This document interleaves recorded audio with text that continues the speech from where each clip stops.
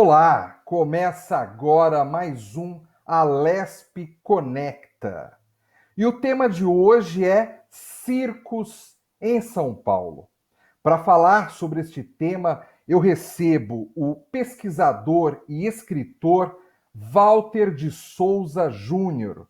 Ele que é o profundo conhecedor da cultura circense brasileira e que vai trazer aqui algumas informações sobre a história dos circos aqui na cidade de São Paulo. Walter, seja bem-vindo ao Alesp Conecta. Olá, Fábio, um prazer estar aqui para falar do nosso circo brasileiro. Walter, me diz uma coisa, quando que os circos chegaram aqui na cidade de São Paulo? E como é que eram os primeiros circos que se instalaram aqui? Bom, o circo chega no Brasil em meados do século XIX, né? Então, nesse período, vários circos vindo da Europa, da Ásia, ou mesmo aqui da América Latina, eles percebem que há um potencial de público nas capitais aqui no Rio de Janeiro, que era a capital do Império, e São Paulo ainda era bem pequeno, o movimento começa a crescer mesmo no final do século XIX e na virada para o século XX.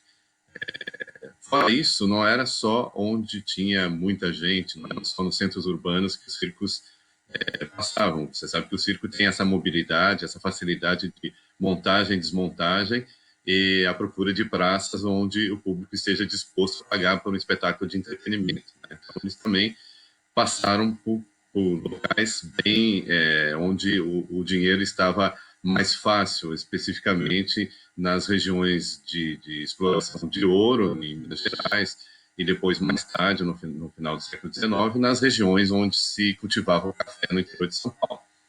Então, esses circos, eles chegam aqui já estruturados, com uma tradição grande, vinda de famílias circenses, né, de gerações e gerações de famílias circenses, e já chegam com um espetáculo formatado, pronto.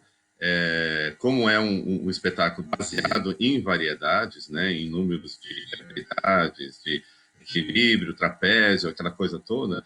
Então é um espetáculo muito versátil, que se adapta muito facilmente a qualquer tipo de público, seja ele de qualquer classe social, qual for. Né? Então, esse espetáculo já vem pronto lá da Europa, mas aqui ele ganha uma característica própria. Aqui ele começa a usar a encenação teatral. Então, aqui ele começa a ser dividido em duas partes, né? Tem a primeira parte de variedades e depois tem a peça de teatro em geral, ou é uma comédia com palhaços, ou é um melodrama daqueles de chorar.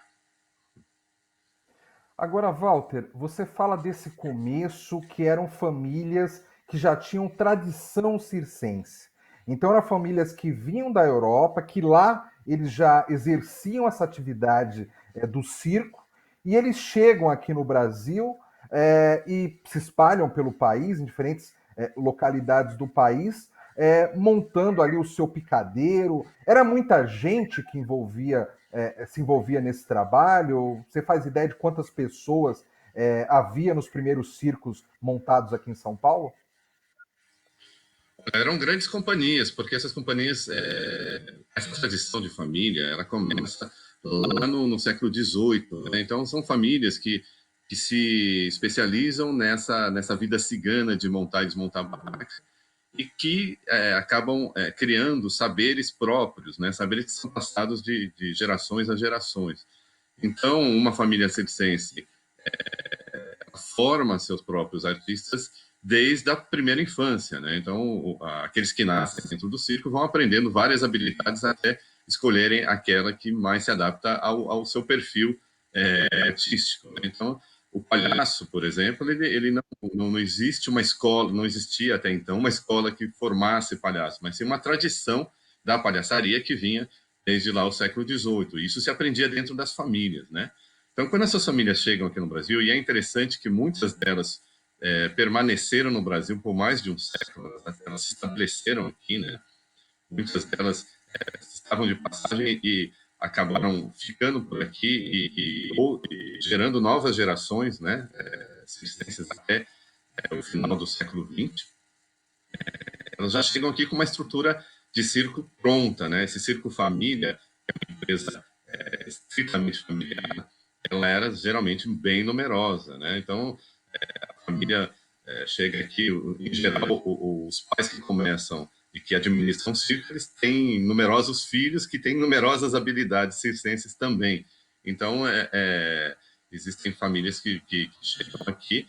Em geral, elas vinham muito com a tradição de habilidade equestre, né? Ou seja, de fazer aquelas acrobacias em cima do cavalo, aquela coisa da bailarina em cima do cavalo girando no picadeiro, né? Por isso que ganhou o apelido na época de circo de cavalinhos, né? Monteiro Lobato vai brincar com isso. A Emília vai falar que é o circo de escavalinhos, né? Então, porque toda a companhia, em geral, tinha esses números de habilidade equestre, né? O circo moderno nasce dessa habilidade, né? E incorpora as outras habilidades que vêm com os ciganos. Então, quando o circo chega aqui no Brasil, ele já tem essa tradição pronta, né?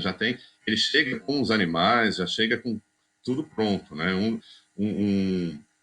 São várias famílias que vêm de diversas regiões, atravessam o Atlântico em navios com toda essa estrutura, animais e coisa e tal, e aqui elas vão se estabelecer.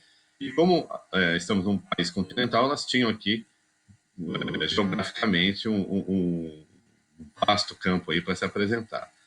Aqui em São O Paulo, elas Walter, começam. Oi. só pegando o gancho, você falou dos cavalinhos. Além de cavalos, que outros animais esses circos tinham?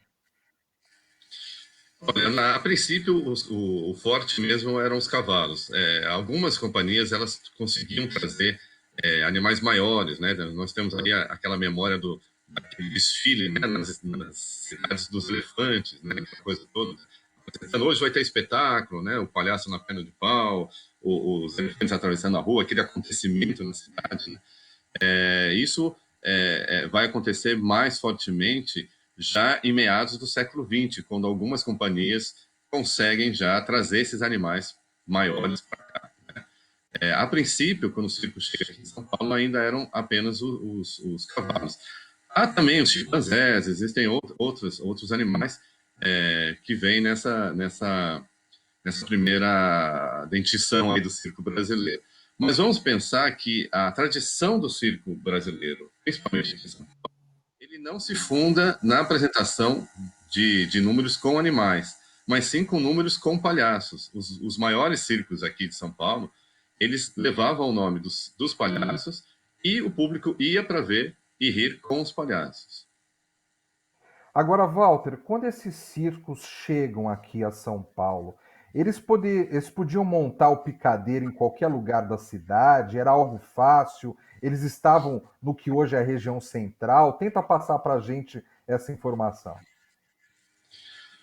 A princípio, a região central, de fato, era onde havia maior aglomeração humana, então os circos eram montados lá, especificamente na virada do século. Havia dois espaços no centro da cidade que eram bem típicos para a montagem de circo. Um era a Praça da República, né, onde se apresentavam principalmente esses números de cavalaria, e havia também algumas touradas, né? Eles organizavam, esses circos também tinham números de touros, né? E inclusive desafiando o público a entrar no picadeiro e interagir com o touro, né? Como acontece nessa tradição ibérica.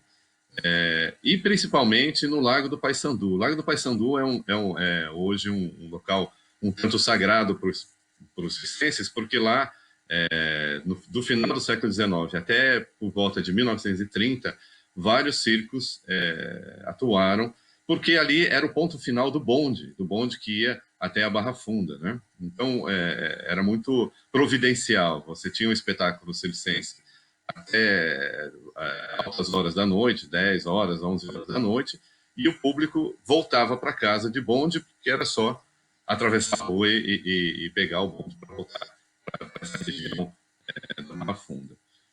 Com o tempo, obviamente, esse cidade vai crescendo e vai empurrando esses circos para a periferia. O Palhaço Piorim, por exemplo, que eu estudei bastante aí nas minhas pesquisas, ele começa numa temporada vitoriosa ali no Lago do Paissandu, na década de 20, Mas depois, lá na década de 40, ele já não encontra mais esse espaço para poder se apresentar. Ele consegue somente lá, quase na Barra Funda, lá na Praça Marechal Deodoro. Né? E na época, quando ele monta o circo lá, houve todo um, vários jornalistas comentaram: puxa vida, um palhaço da estatura de Piolim se apresentando na periferia de São Paulo. Era considerado periferia, a região da Marechal Deodoro. Mas com o tempo, obviamente, os terrenos de circo foram empurrados para a periferia. Hoje em dia, existem poucos terrenos e estão exatamente bem à margem da mancha urbana de São Paulo. Né?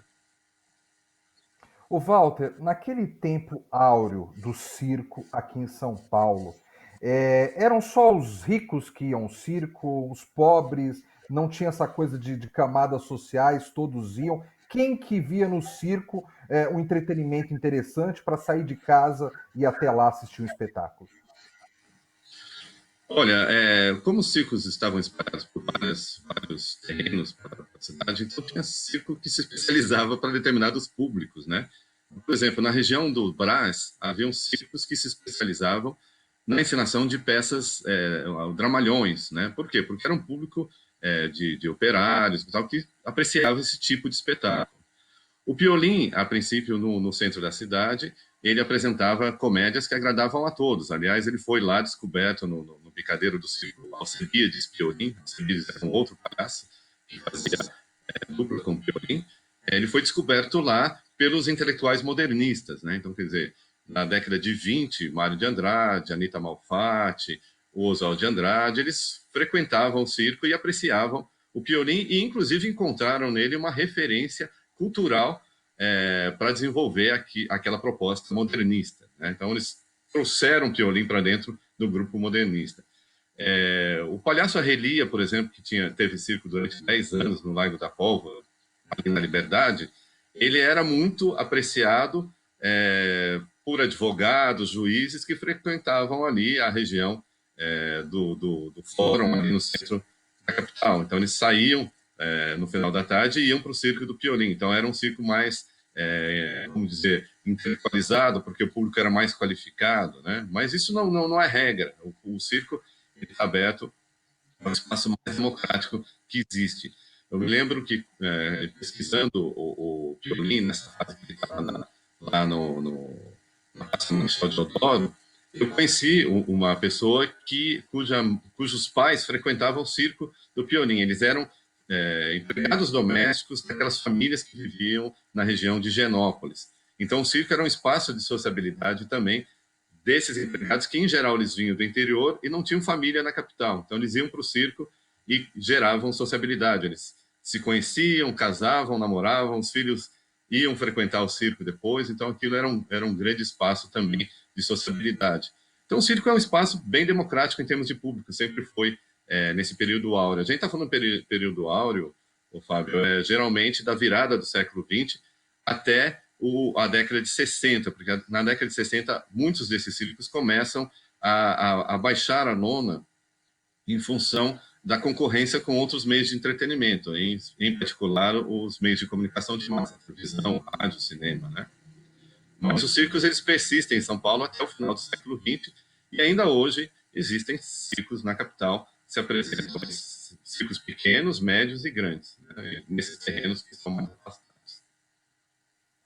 Ô Walter, você enfatizou aí a importância dos palhaços no circo brasileiro. Por que que os palhaços aqui eles ganharam tanto destaque em detrimento, por exemplo, de outros circos mundo afora que o destaque às vezes estava nos bichos, né, na apresentação dos animais? Isso tem a ver com o jeito de ser do brasileiro? Pelos seus estudos aí, o que que você achou em relação a isso? Bom, nós temos aí uma peculiaridade na persona desse palhaço. O palhaço é sempre aquele que ele é chamado de excêntrico, né? Excêntrico é aquele que não ele foge do seu centro, né? Ele está sempre oscilando, ele não tem um jeito enquadrado de atuar, de agir. Né? Então, esse palhaço ele sempre faz o contrário daquilo que todo mundo faz, né? Ele não segue a norma, ele não segue a regra social e ele é sempre o exagero, ele sempre faz de uma forma em que não consegue passar despercebido. Então, nós temos aí, nesse século XX, aquele cidadão que sai do interior e vem morar na capital, ele passa por um choque, né, de identidade, porque ele tem que mudar uma série de aspectos na sua vida, desde o aspecto do tempo, que tem que organizar, porque tem o tempo de acordar, de trabalhar, de almoço, tempo de descansar fim de semana, que não havia lá no interior. Né? Então, ele começa a passar por um enquadramento que, para ele, é uma ruptura de identidade muito grande. Né?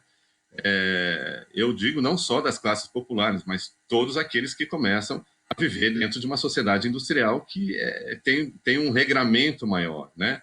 Ele tem que controlar mais as suas pulsões, ele tem que saber como se comportar em sociedade. Né? Tudo isso acontece nessa transferência dessas populações do interior para a capital de São Paulo. Não só em São Paulo, eu estou falando de São Paulo especificamente porque foi que eu estudei.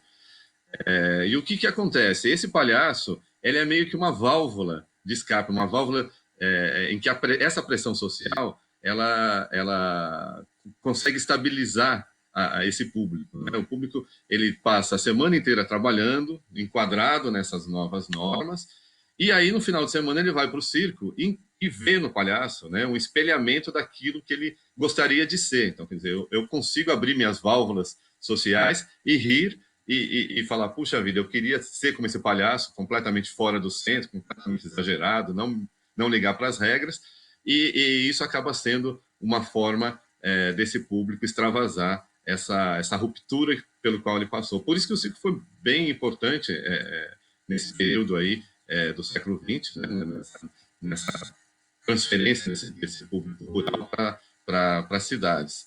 E esses palhaços, eles foram também muito habilidosos, muito talentosos. Né? Aqui em São Paulo nós tivemos tiveram mais, mas dois deles se destacaram muito, que foi o Peolim, nesses dois circos que eu mencionei, primeiro lá no Lago do Paissandu e depois com um circo próprio lá na Praça Marechal Deodoro, e o Arrelia. O Arrelia ainda fez uma ponte importante que foi a migração da linguagem do circo para a televisão. Né? O Peolim não chegou aí para a televisão, não chegou a ter programa, mas o Arrelia teve um programa muito concorrido lá na TV Record nos anos 70, os anos 60 e 70. Então, esses dois palhaços fizeram parte do imaginário de muitas gerações de paulistanos e também ajudaram a formatar uma linguagem de humor na televisão. Ô Walter, você falou uma outra coisa que me chamou a atenção. Você falou do teatro, né, dentro do circo, né? Você falou da importância do teatro dentro do circo. E a gente fala ali do tempo áureo do circo, que é um tempo também que a cidade de São Paulo naquela época estava se desenvolvendo, estava a todo vapor, estava se transformando numa metrópole, numa grande cidade. Esses textos teatrais, eles acompanhavam esse cotidiano da cidade, eles tinham um quê de crônica do que estava acontecendo ou não? Eram textos que diziam mais respeito apenas a entretenimento e ao dia a dia ali do circo? Olha, é um capítulo à parte essa questão do teatro, porque o teatro não faz parte do saber circense. Né? O circense ele foi metido a se apropriar dessa linguagem teatral, que era uma linguagem de elite, porque somente os grandes teatros que tinham lá uma companhia formada que trazia textos europeus para ensinar aqui no Brasil para um público também seleto. Né? Então, o que vai fazer o circo? Ele vai começar a desenvolver uma linguagem teatral muito calcada na comédia e depois nos melodramas, que também são trazidos de Portugal e da Espanha para cá. E com o tempo, o próprio circense vai dominar essa linguagem da escrita dramatúrgica. Ele começa, como toda peça obrigatoriamente tinha que passar pela censura, ele era obrigado, o circense era obrigado a escrever essa peça e enviar para a censura o texto escrito, né? Com isso, ele acabou dominando essa linguagem teatral também, porque às vezes uma peça com 10 personagens e a companhia tinha somente 6, ele tinha que eliminar 4. Então, ele começou a cortar personagens que não eram tão importantes e começou a se adentrar no texto teatral. Né? E com isso, ele também começou a produzir peças, a escrever peças dentro do imaginário do qual o circo lidava, né, com o público que ele lidava. Obviamente que essas peças falavam justamente desse conflito entre o rural e o urbano, né, do caipira que chega na cidade que é zombado porque ele não conhece o cotidiano urbano, essa coisa toda, né. Havia muitas peças que falavam desse conflito. Havia muitas peças, por conta disso, musicais, porque elas também usavam a caipira, né, a música que também começava a ser gravada em disco, as duplas caipiras, Tonico e Tinoco, né? Eles começam também, o próprio Tonico e Tinoco tiveram ciclo durante muito tempo, né? Então eles começam a usar essa linguagem musical. Em termos de comédias, como eu já mencionei, com os palhaços, o palhaço era sempre o funcionário subalterno de uma família rica, né? Então ele sempre era aquele que fazia a atrapalhação geral e, ao mesmo tempo, era o que se dava bem no final das peças, né? Então isso para o público era sensacional. Imagina, o palhaço que faz tudo errado e que é essencial para a ordem dentro de uma casa, de uma família abastada, ele faz tudo errado e ainda se dá bem no final, puxa vida, era assim a glória, né, para quem estava assistindo, né? Então, a temática dessas peças, em geral, tratavam, sim, daquilo que era bem contemporâneo.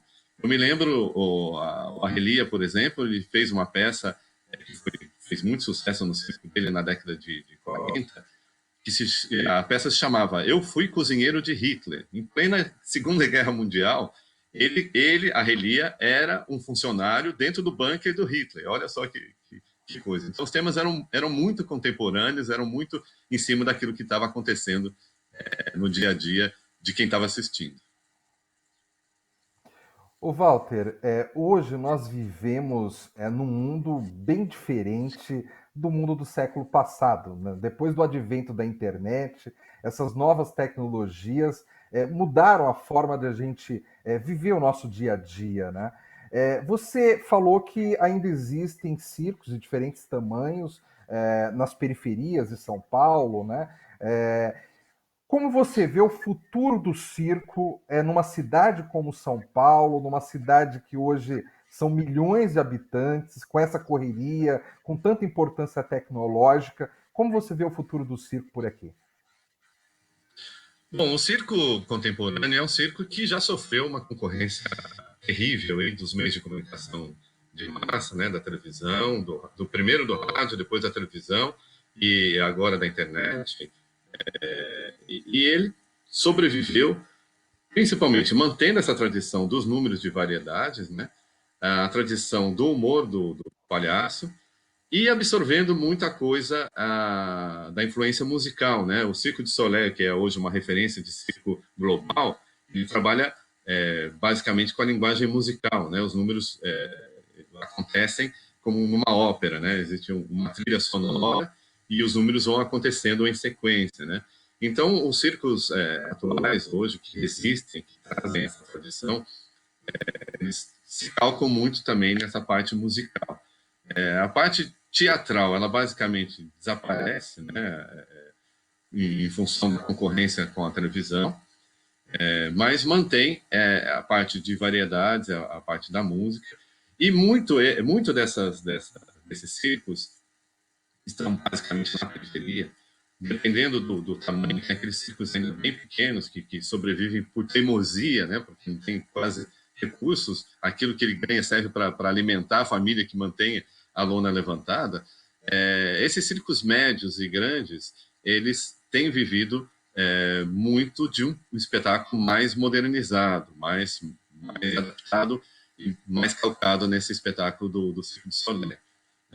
Então, depende muito de editais de PROAC, de editais municipais, porque é uma forma deles conseguirem trocar lona, por exemplo, tanto que vários editais criaram categorias específicas para equipamentos circenses, troca de lona, troca de equipamento de segurança, essa coisa e tal. E é uma categoria, por incrível que pareça, muito dispersa, porque é uma categoria que não tem uma centralidade geográfica, né? Eles estão sempre circulando. O circo que está aqui hoje em São Paulo pode estar amanhã no litoral e na semana que vem em outro estado, né? Então é difícil ter uma organização. Existem, obviamente, importantes entidades hoje que organizam esses circos, mas elas poderiam ser mais fortes em termos de conseguir apoio oficial para esses públicos continuarem vivos, mas que tem hoje são restringidas por essa falta de centralidade da classe circense. Né? Mas ele sobrevive, continua sobrevivendo. A linguagem circense, por sua vez, ela se espalhou muito rapidamente para os outros meios, né, para as outras expressões artísticas. Hoje ela está presente desde o farol vermelho, em que jovens da classe média estão lá desenvolvendo a sua habilidade de malabares, até os meios de comunicação que absorveram muito dessa linguagem circense e vivem dele até hoje. Perfeito. Walter de Souza Júnior, pesquisador, escritor, um grande conhecedor aí da cultura circense no Brasil. Eu quero agradecer a sua presença aqui no Alesp Conecta. Obrigado, Fábio. Eu queria convidar aqueles que querem conhecer esse período áureo aí do circo que visitem o Centro de Memória do Circo, lá na Galeria Olido, no Lago do Paissandu. Lá vocês vão ter um contato bem próximo com essas famílias, vão lá ver objetos circenses, filmes. Então, é uma referência aí para a gente conhecer a história do circo paulistano e brasileiro. Perfeito. Dica imperdível. Muito obrigado mais uma vez, Walter. Abraço, Fábio. Até mais. Termina aqui mais um Alesp Conecta. E você já sabe, toda a nossa programação pode ser vista e revista também por meio do YouTube. Entre lá no YouTube, digite Alesp e todos os nossos programas ficam arquivados lá para você assistir no melhor momento para você. Obrigado pela sua audiência e até o próximo programa.